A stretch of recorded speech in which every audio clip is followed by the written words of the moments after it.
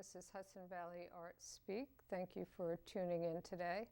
Today we're going to be talking to Franc Palaia, who is a man of a wide range of talents, and we're going to explore what Franc is doing. Hi, Franc. Hi, Lonna. Thank you for coming today. Nice to be here again. Yeah. So it's been a while since I saw you. Why don't you bring me up to date a little bit on what you're doing? Well, I think I was here about 5 years ago, and at that time I was doing mostly illuminated photo sculpture, incorporating found objects and making them into light boxes, photo light boxes. But today I brought some new work, which are actually old but new. It's a particular technique that I started in the late 70s, making these simulated wall fragments and incorporating painting, photography, collage, and these two are kind of typical of what I've been doing recently. This is a mini version, and then this is kind of an average size, a little on the small side. A lot of these pieces are a lot bigger, but brought a small one today. These look like very heavy stone pieces. That's what they're supposed to look like. They're completely simulated. They're actually the opposite of what they look like. They look like they're very heavy, but they're feather light. They're they're made basically of polystyrene or styrofoam as the base, and then what I do is I incorporate 2 or 3 different mediums into the same piece. These are really photographic images, color photographs, that I adhere to the styrofoam. And then I go into it with paint and collage and spray and other materials, and then I finish them off with my special recipe of fake cement on the edges, and voila, you have a kind of a realistic looking wall section. They incorporate 4 mediums, I'm proud to say. Each piece has photography, painting, sculpture, because they're 3-dimensional, and even architecture, because this is a small one, but I have some that are about 5, 6, 7, 8, 10 feet in this technique, so they really are architectural. That must take a long time to put together a piece like that. Well, I got this technique down because I've been doing it for 40 years. So it doesn't take me very long, and I work kind of fast. So, and I also work in spurts. Like I will make a lot of pieces in a kind of a short period of time, and then I kind of sit back and I evaluate what I've done and plan the next group, because I don't work in the studio every day. Partly because it's really cold in the winter, so I do some work in the studio, but I work in so many different mediums that I go from one to the other, because I feel like the magician that spins the plates on the sticks, and I'm always going from one to the other. I'm always doing a combination of painting, photography, sculpture, murals, artist books, curating, I was just going to say, lecturing, you name it, I do it. And I like that challenge. I challenge myself. Over the years I've I've added many different things to my repertoire, so to speak. I went to, I don't know if it's right to call it a show, or to Weathersfield this summer to see the sculptures that... Oh, you mean Wilderstein? Wilderstein, yes. The show that you had created. Yes, I curated the 2019 Outdoor Sculpture Biennial show at Wilderstein in Rhinebeck. And I selected 25 sculptures from artists from 5 different states. So it's it was a regional show. And it was quite challenging to find really good works by people who are relatively close. And the show was very well received. We had maybe 7 or 8 reviews. Hudson Valley Magazine, Chronogram, etc. And the Wilderstein people told me that the attendance was way, way up, and the opening was the biggest they've ever had. 175 people came to the opening. So in general, I was real pleased with the show and the response, and it was the second time they invited me to curate a show. So I've been curating for 45 years. It's something that I do in between all the other stuff. When I get the urge and get an idea for a show, I like to put together artworks that show and display that particular theme. You know, curating, it's kind of like a curator is really it's an artist or a person. You don't have to be an artist to be a curator. So basically, what a curator does, you create a show using other people's artwork. Right. And you make the arrangement, you do the installation, and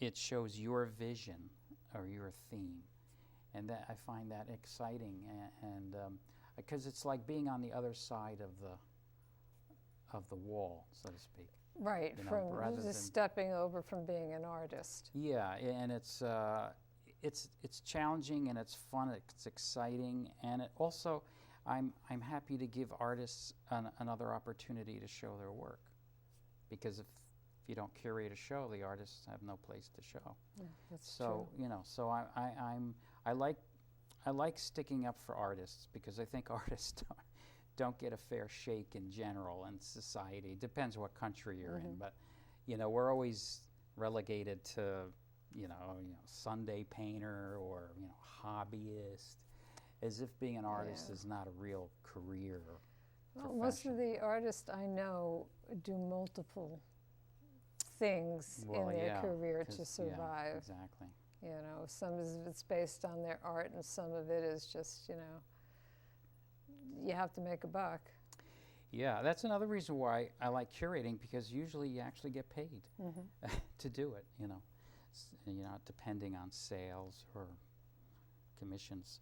So, and years ago I actually picked up sign painting, because that was an easy way to make money in between selling artwork, and it actually came in handy over the years. When I was making these fake wall pieces, I would incorporate sign lettering in with them, because Right. these are contemporary walls, and that would include signs, old faded signs, so I Right. knew how to do that. Right. And even in my murals, I usually incorporate sign lettering, so it came in handy years later, Yeah.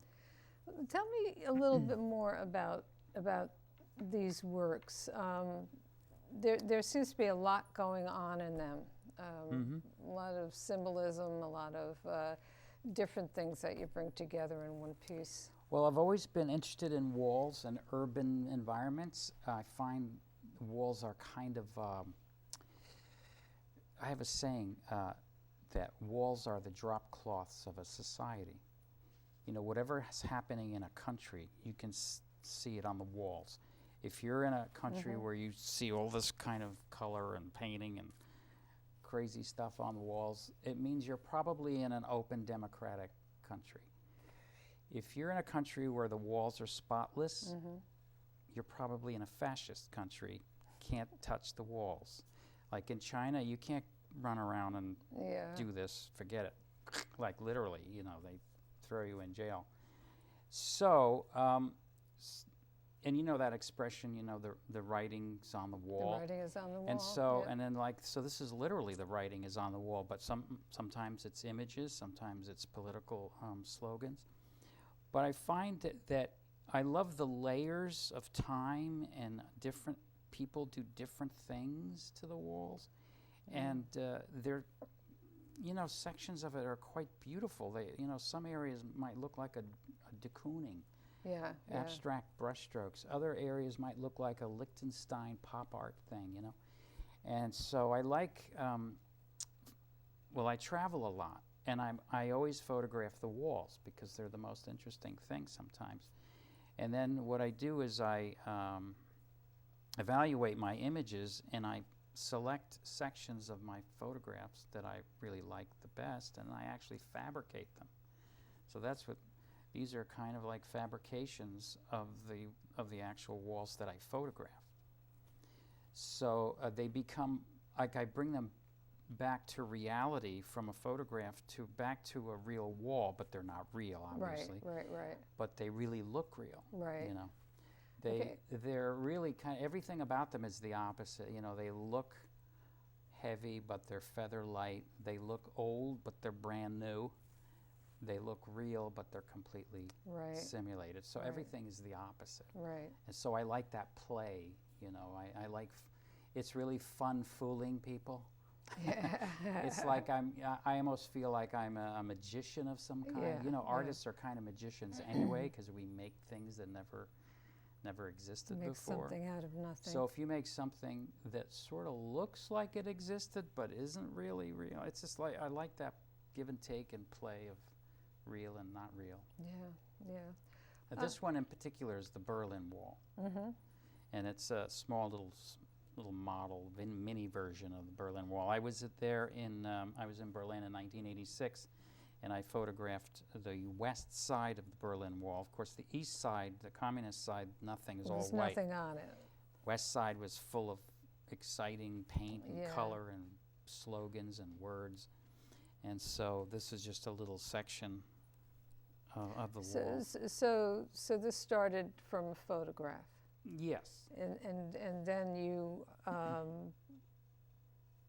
did you print the photograph and then adhere it to this and then start painting on it? I use a local lab to make the prints, because some of them are quite big, 4 or 5 feet, 6 feet. My printer's not that big. And then and they're actually archival color photographs. I adhere them to the polystyrene.